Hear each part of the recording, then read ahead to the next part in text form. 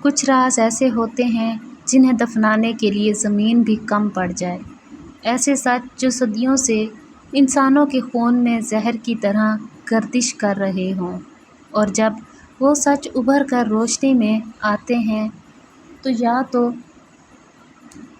یا تو دنیا جل جاتی ہے یا پھر وہ شخص انہیں جان لیتا ہے، خود اپنی قبر کھود لیتا ہے۔ اندھیری رات تھی، گاؤں کے کنارے واقع پرانی حویلی نما بنگلہ کالی خاموشی میں ڈوبا ہوا تھا۔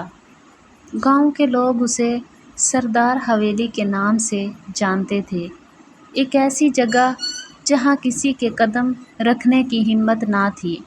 کہانی مشہور تھی کہ 50 سال پہلے اسی حویلی میں سردار حیدر خان کے پورے خاندان کو ایک ہی رات میں قتل کر دیا گیا تھا، لیکن قاتل کبھی نہ ملا، اور اس کے بعد سے یہ حویلی ایسی خاموشی اوڑھ کر بیٹھی تھی کہ جیسے دیواروں نے خود خون کے دھبوں کو اپنے اندر قید کر رکھا ہو۔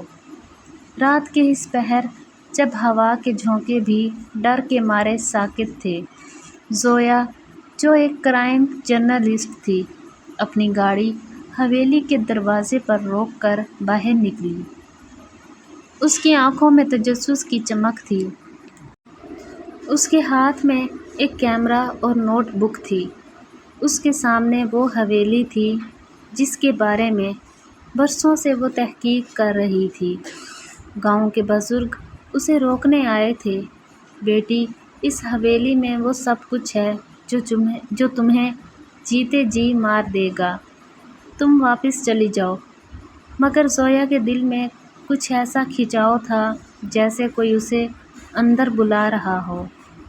وہ زنگ آلود دروازہ دھکیلتی ہوئی اندر داخل ہوئی، اور جیسے ہی اس کے قدم حویلی کے ٹھنڈے فرش پر پڑے، ایک عجیب سا سناٹا اس کے جسم پر طاری ہو گیا۔ سانسیں بھاری ہونے لگیں، مگر اس نے ہمت نہ ہاری۔ روشنی کے لیے اس نے ٹارچ آن کی۔ پرانی تصویریں، ٹوٹی چھت اور گرد سے اٹے فرنیچر پر اس کی روشنی پڑی، اور اچانک ایک کونے سے ہلکی سی سرگوشی کی آواز سنائی دی، تمہیں نہیں آنا چاہیے تھا۔ وہ چونک کر مڑی، مگر وہاں کوئی نہ تھا۔ اس کے قدم خود بخود اوپر کی منزل کی طرف بڑھنے لگے۔ سیڑھیاں چڑھتے ہوئے اسے ایسا لگا جیسے کوئی اس کے پیچھے چل رہا ہو، مگر جب وہ مڑ کر دیکھتی تو صرف اندھیرا ہوتا۔ اوپر پہنچ کر وہ ایک کمرے کے سامنے رکی۔ دروازہ ہلکی سی آہٹ کے ساتھ خود بخود کھل گیا۔ اندر ایک پرانی لکڑی کی میز پر خون سے لتھڑا ہوا ایک خط پڑا تھا، جس پر لکھا تھا قاتل گھر کا کوئی فرد تھا اور وہ آج بھی زندہ ہے۔ زویا کے رونگٹے کھڑے ہو گئے۔ اس نے کیمرہ آن کیا اور تصویریں لینے لگی، مگر اچانک کمرہ بند ہو گیا اور باہر سے کسی کے قدموں کی چاپ سنائی دی۔ وہ تیزی سے کمرے کے اندر کونے کی طرف ہٹ گئی، لیکن اگلے ہی لمحے کمرے میں ایک پرانا آئینہ جگمگا اٹھا۔ اس آئینے میں ایک مرد کا عکس نظر آیا جو سفید کپڑوں میں ملبوس تھا۔ اس کی آنکھیں سرخ تھیں اور وہ دھیرے دھیرے زویا کے قریب آ رہا تھا۔ یہ سچ تمہیں لے ڈوبے گا، اس کی آواز گونجدار تھی۔ زویا نے کمرے کا دروازہ کھولنے کی کوشش کی، مگر وہ بند تھا۔ اچانک کسی نے اس کا ہاتھ پکڑا اور آئینے میں کھینچ لیا۔ وہ ایک اور دنیا میں جا پہنچی، ایک ایسی دنیا جو حویلی کے ماضی کی تصویر تھی۔ اس نے دیکھا کہ حویلی روشنیوں سے جگمگا رہی ہے۔ سردار حیدر خان کی بیٹی نائلہ اپنے بھائی کے ساتھ ہنس رہی ہے، اور اسی لمحے ایک نقاب پوش شخص ہاتھ میں خنجر لیے اندر آتا ہے اور پورے خاندان کو بے دردی سے قتل کر دیتا ہے۔ زویا نے چیخنے کی کوشش کی مگر آواز نہ نکلی۔ اس نے اس نقاب پوش کا چہرہ دیکھنے کی کوشش کی مگر وہ دھند میں چھپ گیا۔ اچانک منظر بدل گیا۔ زویا خود کو ایک تہہ خانے میں پائی جہاں انسانی کھوپڑیاں قطار میں رکھی تھیں اور دیواروں پر خون سے لکھی تحریریں تھیں۔ سچ کو جاننے والے ہمیشہ مر جاتے ہیں۔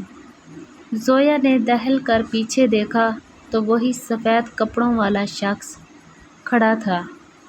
تمہیں اب سب کچھ پتہ چل گیا ہے۔ اب تمہیں بھی یہ راز اپنے ساتھ لے جانا ہوگا۔ اس نے ہاتھ بڑھایا مگر زویا نے ایک لکڑی کا ڈنڈا اٹھا کر اس پر حملہ کر دیا اور تہہ خانے کے دروازے سے باہر بھاگ نکلی۔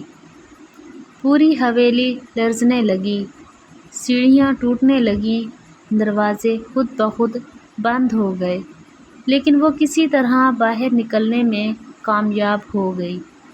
سانس پھولتی ہوئی وہ گاڑی کی طرف دوڑی، انجن اسٹارٹ کیا اور گاؤں کی طرف بھاگی مگر جیسے ہی وہ گاؤں پہنچی اسے لگا کہ سب کچھ عجیب ہے۔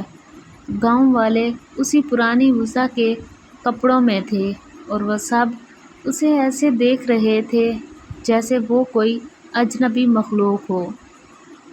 ایک بزرگ عورت اس کے قریب آئی اور بولی، تمہیں اس حویلی میں نہیں جانا چاہیے تھا، اب تم بھی ان میں شامل ہو چکی ہو۔ زویا نے حیرت سے پیچھے دیکھا تو اپنی گاڑی کو غائب پایا۔ اس نے اپنے ہاتھوں کی طرف دیکھا تو وہ شفاف ہو رہے تھے، جیسے وہ زندہ نہیں رہی۔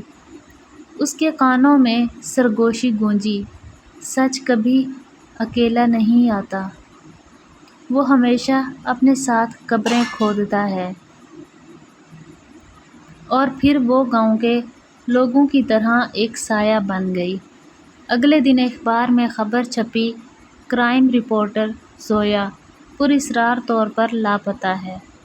اس کی گاڑی سردار حویلی کے باہر ملی لیکن کوئی یہ نہ جان سکا کہ وہ حقیقت میں کہاں گئی، کیونکہ اب وہ خود اس حویلی کے بھید کا حصہ بن چکی تھی اور جو بھی وہاں جاتا اس کی کہانی وہی مکمل کرتی۔